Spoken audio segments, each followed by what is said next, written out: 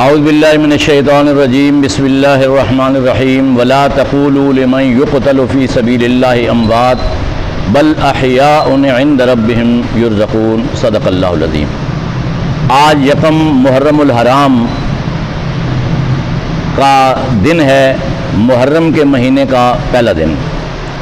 عمر بن خطاب رضی اللہ تعالیٰ عنہ خلیفۃ المسلمین، امیر المومنین، مراد رسول، شہید منبر و محراب کی شہادت کا دن ہے، اور سیدنا عمر بن خطاب رضی اللہ تعالیٰ عنہ کو شہید کرنے والا مجوسی غلام ابو لولو فیروز ہے، جس نے 26 ذی الحجہ کو فجر کی نماز کے وقت آپ رضی اللہ تعالیٰ عنہ پر خنجر کے ساتھ حملہ کیا اور آپ شدید زخمی ہو گئے۔ اس کے بعد عبد الرحمن بن عوف رضی اللہ تعالیٰ عنہ نے فجر کی نماز پڑھائی اور عمر بن خطاب رضی اللہ تعالیٰ عنہ کو گھر لے جایا گیا۔ آپ نے پہلا سوال اپنے بیٹے عبداللہ ابن عمر رضی اللہ تعالیٰ عنہ سے یہ کیا کہ مجھ پر حملہ کرنے والا کون ہے؟ تو انہوں نے کہا کہ ایک مجوسی غلام ابو لولو فیروز ہے۔ تو آپ نے اللہ کا شکر ادا کیا کہ اللہ کا شکر ہے کہ میری جو شہادت ہے یہ کسی مسلمان کے ہاتھوں میں نہیں ہوئی۔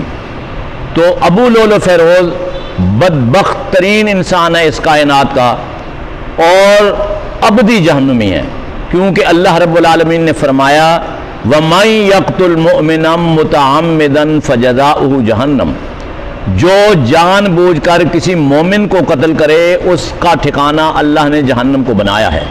تو عمر بن خطاب رضی اللہ تعالیٰ عنہ صرف مومن نہیں ہے بلکہ امیر المومنین ہے، یمنی مومنوں کے بھی امیر، مومنوں کے سردار ہیں۔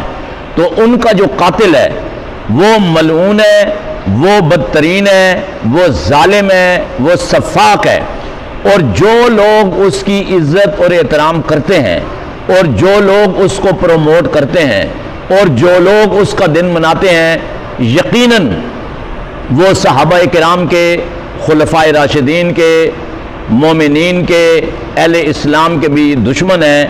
اللہ تعالیٰ سے دعا ہے کہ اللہ اہل ایمان کو ایسے ظالموں سے، ایسے سفاک لوگوں سے، ایسے بے ایمان لوگوں سے، ایسے قاتل لوگوں سے، ایسے قاتل کے سپورٹر لوگوں سے ہر طرح سے محفوظ فرمائے۔